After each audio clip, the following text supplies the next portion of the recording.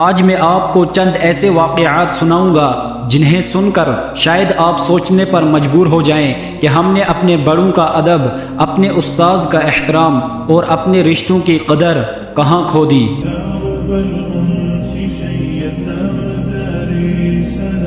السلام علیکم ورحمۃ اللہ وبرکاتہ۔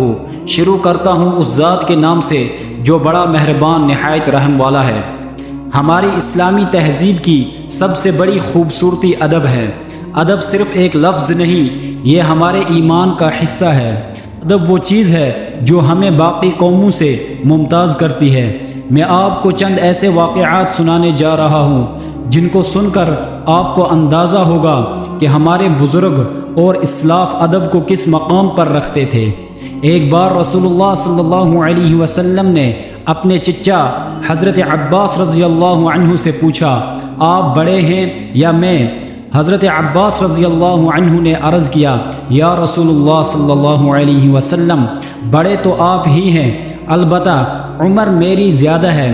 یہ تھا بڑوں سے بات کرنے کا سلیقہ۔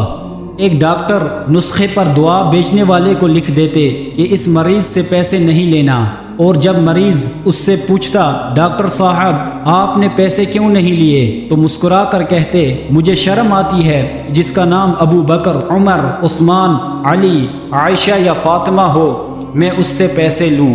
ساری زندگی انہوں نے خلفائے راشدین، امہات المؤمنین اور بنات رسول صلی اللہ علیہ وسلم کے ہم نام لوگوں سے پیسے نہیں لیے۔ یہ تھی ان کی محبت اور ادب کا انداز۔ امام احمد بن حنبل رحمہ اللہ نہر پر وضو فرما رہے تھے۔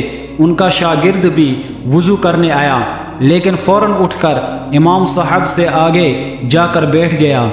پوچھا ایسا کیوں کیا؟ شاگرد نے کہا، دل میں خیال آیا کہ میری طرف سے پانی بہہ کر آپ کی طرف آ رہا تھا، مجھے شرم آئی کہ میرا استاذ میرے مستعمل پانی سے وضو کرے۔ ناظرین، ادب کا یہ انداز اسلامی تہذیب کا امتیاز رہا ہے۔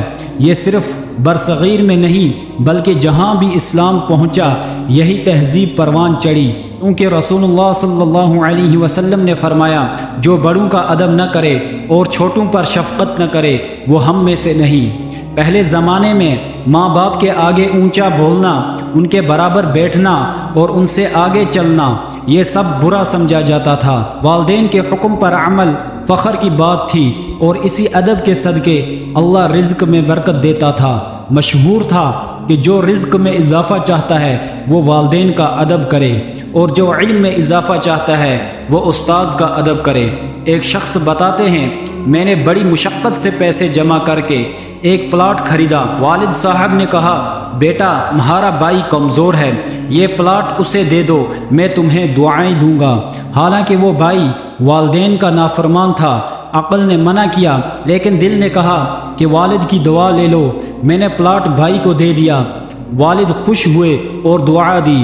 آج اللہ کے فضل سے میرے کئی مکانات اور پلاٹ ہیں، اور بھائی کے پاس صرف وہی ایک مکان ہے۔ صحابہ اکرام کے زمانے میں استاذ کا ادب بھی بے مثال تھا۔ ابن عباس رضی اللہ عنہ کسی صحابی سے حدیث لینے جاتے تو دروازہ نہیں کھٹکھٹاتے، گرمی میں پسینہ بہتا رہتا مگر انتظار کرتے، کہتے میں شاگرد بن کر آیا ہوں، یہ آپ کا حق ہے کہ میں آپ کا ادب کروں۔ یہی ادب باقی رشتوں میں بھی تھا، چھوٹا چھوٹا رہتا تھا اور بڑا بڑا۔ حضرت ابن عمر رضی اللہ عنہ ایک بدو سے ملے، سواری سے اتر کر اس کو ہدیہ دے دیا۔ کسی نے کہا، یہ بدو ہے، گھوڑے پر بھی راضی ہو جاتا۔ فرمایا، یہ میرے والد کے پاس آیا کرتا تھا، مجھے شرم آئی کہ میں اس کا احترام نہ کروں، لیکن افسوس جب ہماری تہذیب کمزور ہوئی تو یہ قدر بھی کم ہوتی گئی۔ برابری کا نعرہ لگنے لگا اور بچے والدین کے برابر، شاگرد استاذ کے برابر ہو گئے۔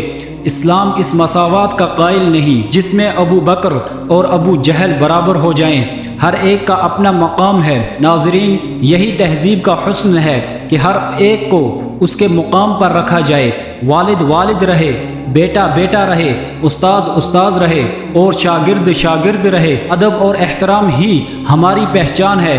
آئیے ہم پھر سے وہی اسلامی تہذیب زندہ کریں تاکہ دنیا ہمیں پھر سے ادب والوں کے نام سے پہچانے۔